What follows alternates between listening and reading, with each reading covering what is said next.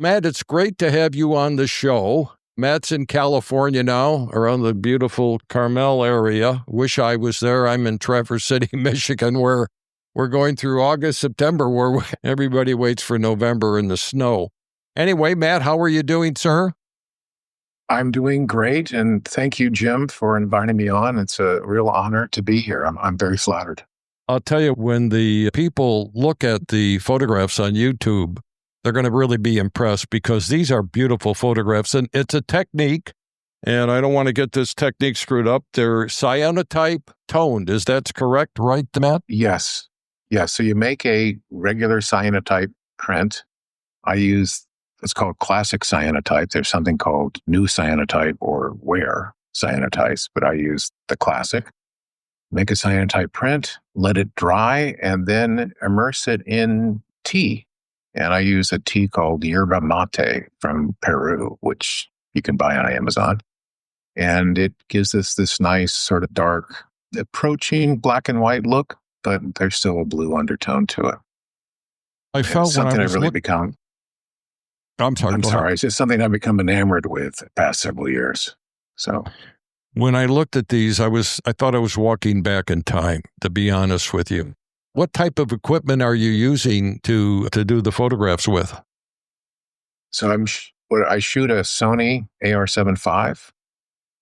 I have 3 lenses that I use primarily: a Sony 1635 G Master, a Tamron 2875, and then a Sony 100 to 400 G Master.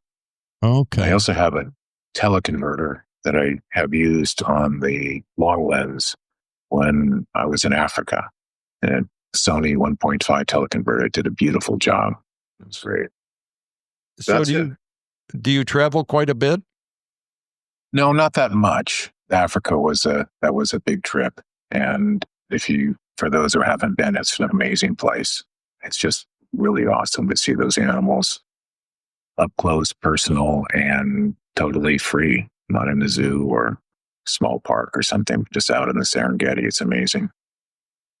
And these photographs were primarily taken in Europe, I'm assuming. Yeah. And when I first looked at them, as I said earlier, I thought to myself, this is something that some of the old photographers would print. It takes you back to a time when you look at photographs and you say, my God, how did they do that? How did they accomplish that? And they're just very beautiful. And an interesting thing about Matt's web page is there's an entrance to it, and I'm gonna play a little bit of what it says, and it gives you the gateway into these photographs. So let's listen to this. This is a piece from who is the author again, Matt? John O'Donohue. Yeah, exactly, and it's called The Invisible Embrace, and it leads us right into this. So let's listen to this. The Invisible Embrace. That phrase, nostalgia for the eternal, nicely captures a feeling I remember from childhood, that I was once in a place now lost to me, where there was light, warmth, and peace. I get a similar feeling when I appreciate nature's beauty. It's as if the beautiful is somehow familiar to me. It's a place I once knew. It's a place for which I am nostalgic. Yeah, there you have it. It's a segue that really fits the photographs. With that, let's take a look at the first photographs. And it's a stone mill. Is that correct? Yeah, it's a water mill in Cordoba, Spain. Oh. And it was built 1400, something like that. So in those 2 arches that you see, that was the aqueduct that fed the water into town. So the wheel, which obviously is not from the 1300s, it's been refurbished a couple times, but the wheel would lift the water up to the channel on top of those arches that would flow into town. So did you pre-visualize this, Matt? No, I can't say I did. Wandering the streets and along the river there, and saw this and thought it would be an interesting thing to photograph. And so tried it from several different angles. And this is the one that I like the best. Wow, it's a great photograph. It almost makes one feel that this is the 16th century and you're standing in front of this water wheel, and it's like I said in the beginning, it gives you that nostalgic feeling. Did it take you a long time to print this eventually and get it the way you want? It was a little bit difficult. Yeah, it was a little bit difficult to get the right contrast on it. I don't know if many people are familiar with making digital negatives and making a contact print from a digital image, but there's a process of making a negative on a sheet of transparency. And it was a little difficult to get things in balance and get the negative. So I had to print it, I don't know, 3, 4, 5 times probably to get a print that I liked. That's beautiful. Let's go on. Why don't you describe this? It's a bridge, obviously, in fog. It's a fortified bridge, I would imagine, or it looks like a fortified. Yeah, so this is in a little town in France called Foix, Foix. And this was in January. So it was chilly, -3 Celsius. So that's, I don't know, 20 something degrees Fahrenheit. And so it was fog coming off the river. This is actually an iPhone picture. I was walking along the river and took it with my iPhone. And the bridge is 13th century. And up until 20 years ago, there were cars driving over it. So I guess they built it to last. It's interesting you did this with your iPhone. I think people always assume that you have to have the most expensive equipment. And when you see a shot, you've got to take it, right? Well, they say the best camera is the one you have with you. So, the iPhone's usually in my pocket. Yeah, you wouldn't have thought this was shot with an iPhone, but the iPhone really comes in handy when you don't have your regular camera with you. And the bridge, it almost feels like a Sherlock Holmes. I'm ready for Sherlock Holmes to walk across the bridge and that's right. Dr. Watson and to look for clues on the railing or something. It looks for clues and it's foggy. Oh, okay. And this is a good shot. Yeah. So this was also from the trip to Spain. This is in Seville. And this was shot with my Sony. So this was, as was the first one. And it's just on the river there. And we took a little boat trip just to go up and down the river and see things from that viewpoint. And this was as we were passing under the bridge. You know what I find interesting about this shot? It's the way you've used the shadows and the light. You can easily tell it's a bridge, and it still gives that nostalgic feeling to it. Yeah. Did you have to take a lot of shots to get to the one you wanted on this one? I took a lot of shots going under the bridge for sure, because I was looking at those, I don't know what you call them, struts or the supporting things.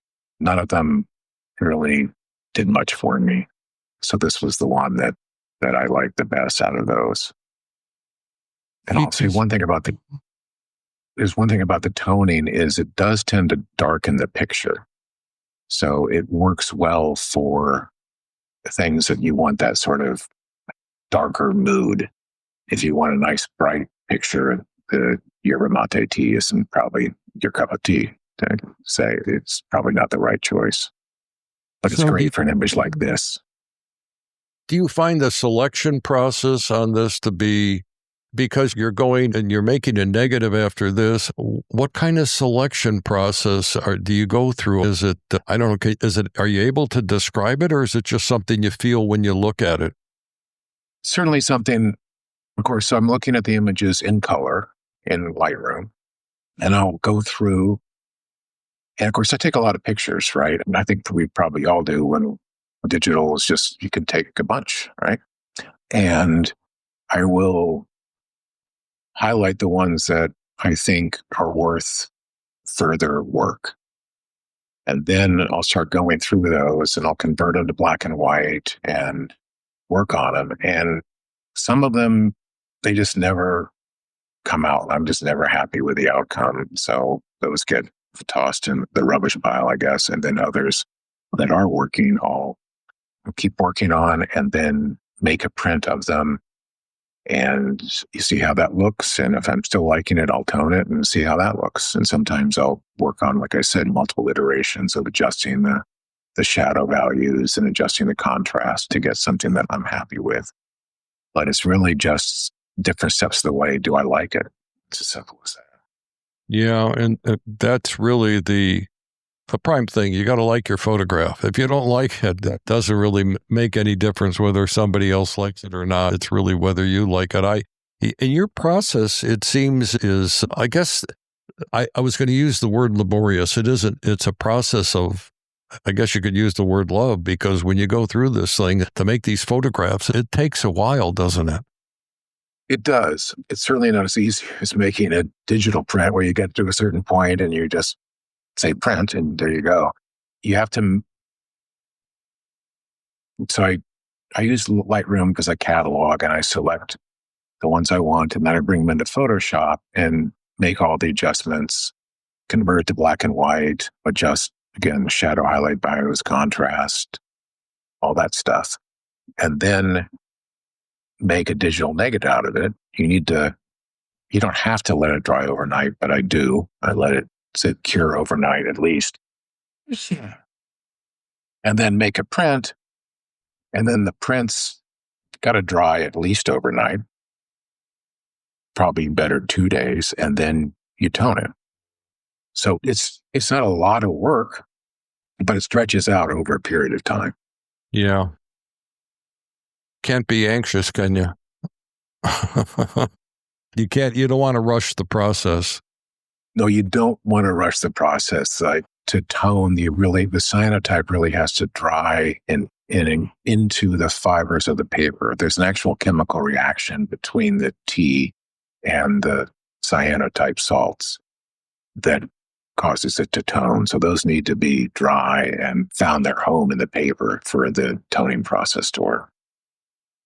The next picture up, this was another Sherlock Holmes picture. This is really the Sherlock Holmes picture. Talk about this picture. It's an alleyway or a street. Yes, and I can't remember the name of the town. Oh, no, excuse me. This was in Foix. The bridge was not in Foix. So this was in Foix. And again, it is an iPhone picture. We were walking back from dinner, and there was fog coming off the river. And I heard a door close behind me, and I turned around and I saw these people walking down the street, and I took a bunch of shots with the iPhone as they disappeared around the corner. This one required a fair amount of work because the white balance was all off on it, but it wasn't terrible to get back in the shade. The lighting just perfectly isolates the two people walking down the street. Yeah, this was luck, I gotta say. Just serendipity here that they happened to come out of that doorway at the right time. I got them. They were just in the light. It's not like I set this up. I just happened to be in the right place at the right time. Well, boy. And you had your iPhone.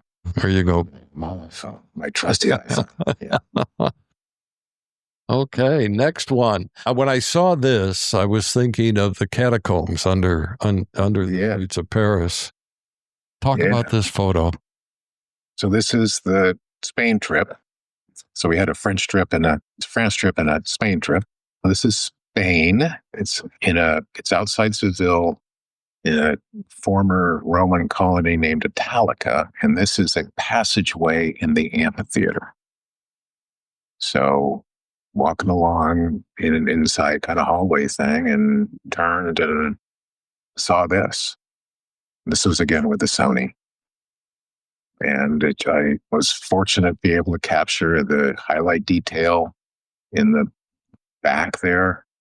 So it's just not blown out and still get the shadow detail there.